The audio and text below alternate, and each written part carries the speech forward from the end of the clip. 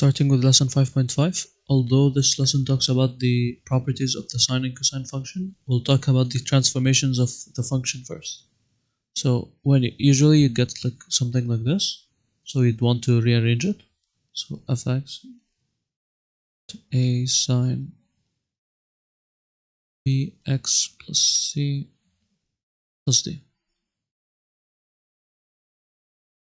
So first of all, we'll talk about the transformations for a. A can be one of two things. It can either be a vertical shrink, or it can be a vertical stretch. It's a vertical shrink when the absolute value of a is less than 1. It's a vertical stretch when the absolute value of a is greater than 1. I'll change the color for the next one. So then we have b. B also has one of two things. It can either be a horizontal shrink,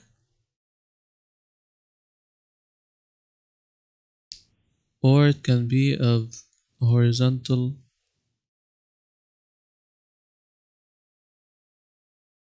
stretch. Here when you're writing, okay, first I'll write the condition. So b has to be greater than 1, absolute value of b. Here it's switched. On a it's this one, but on b it's the opposite. B is less than 1. So when you're writing horizontal shrink, you have to write the factor. So you write horizontal shrink by a factor of, same thing with the vertical shrink. But the difference between the vertical and the horizontal is in the horizontal you write the 1 over b by factor of 1 over b. So here also you write horizontal stretch by a factor of 1 over b. And I'll go back to the vertical. So in the vertical, you would write vertical shrink by a factor of a. Here you'd write vertical stretch by a factor of a.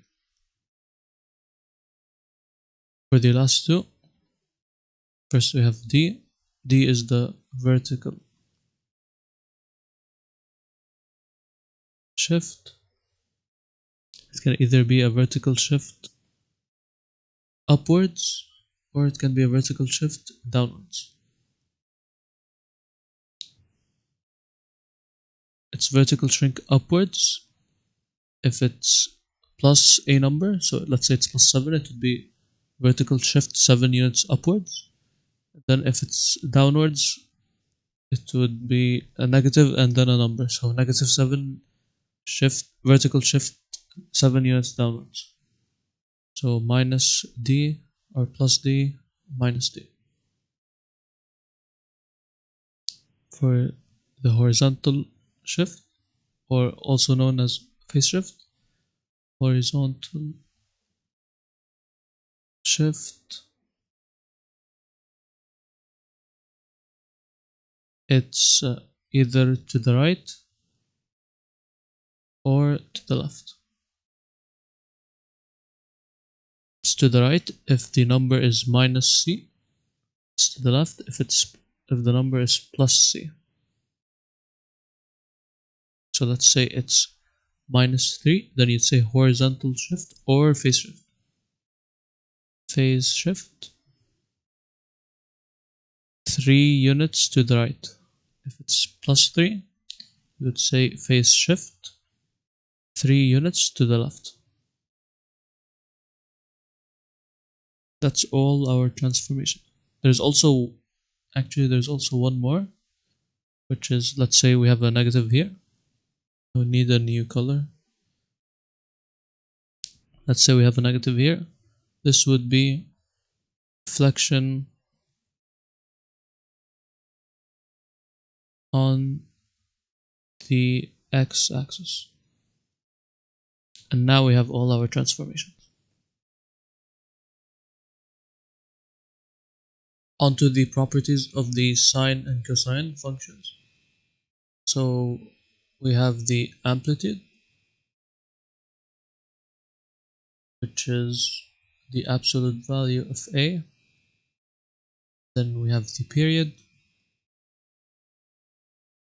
which is 2 pi over the absolute value of b. Then we have the range, which is brackets d plus minus a, d plus minus a. Brackets means that the value is included in our range. If it was a normal parenthesis, then the value here would not be included in our range. Then we have the x-intercept, which depends on the range. If 0 is in our range, then the x-intercept would be infinitely many. If 0 is not in our range, then the x-intercept would be no x-intercept. Then the y-intercept, just replace x by 0, then you solve for y.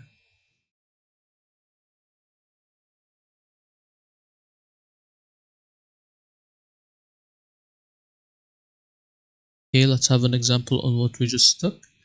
This is question 49 in the book. So question 49. First we have to isolate x. So y is equal to cosine. Then we divide this by -2 and this by -2. So -2 goes outside. X. Then we divide this by -2. You can just do it on a calculator. So pi over 6 divided by -2 gives you negative pi over 12. So negative pi over 12 minus 4. Now let's write the transformations, but before that, cosine is an even function, so this negative goes away.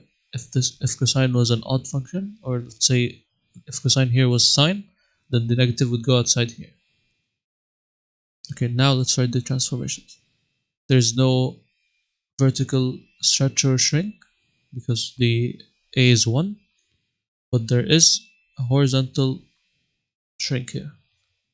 So horizontal shrink. Now it's horizontal shrink because the b value is greater than 1. Horizontal shrink by a factor of 1 over b. So 1 over b would be 1 over 2 here.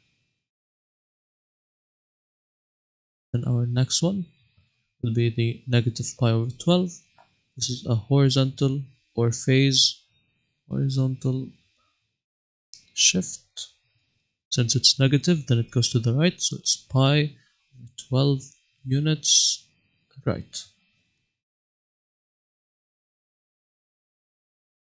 Then we have the -4, which is the d. It's a vertical shift. Now, is it vertical shift upwards or downwards? It's vertical shift downwards because the d value is negative. So vertical shift 4 units downwards. Now let's get the amplitude. So the amplitude, since a is 1, then it's equal to the absolute value of 1, which is 1. Now let's get the period. Period is equal to 2 pi over b. Since b is 2, it's 2 pi over 2. So the period is pi. Let's get the range.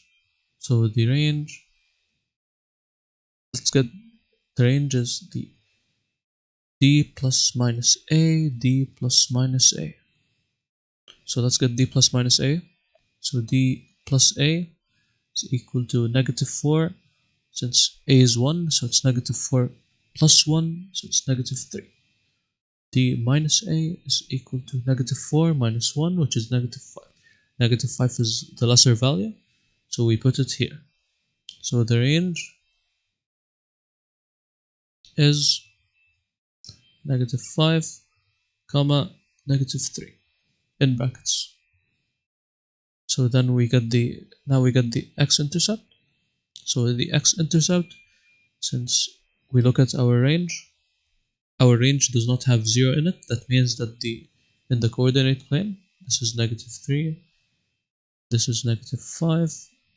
Our function is somewhere around here. It never touches this value here, or this x-axis. So we have no x-intercept. For the y value, y-intercept, we just substitute the x by 0, so it becomes y, or we write it on the calculator. So sine pi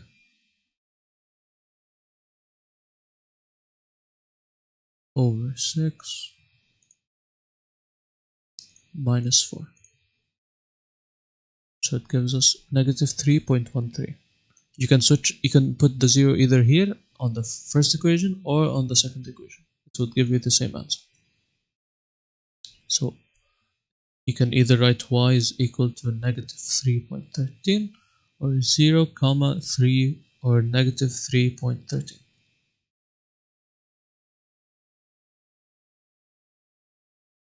So here's our function. I graphed it on Desmos. You can get this on your graphing calculator if you write the equation.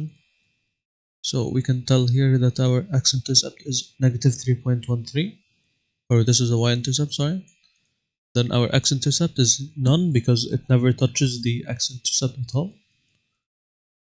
Then our range is -3, from -5 to -3. So we know our answer is correct. So this is our function again. So sometimes they will not give you the d and a, so you cannot get the amplitude. So there's another formula for the amplitude. So the amplitude is equal to the max minus the min over 2. So here the max is -3, the minimum is -5. So what you do is -3 minus -5 over 2. It would be -3 plus 5 over 2. So it's 2 over 2, which is 1.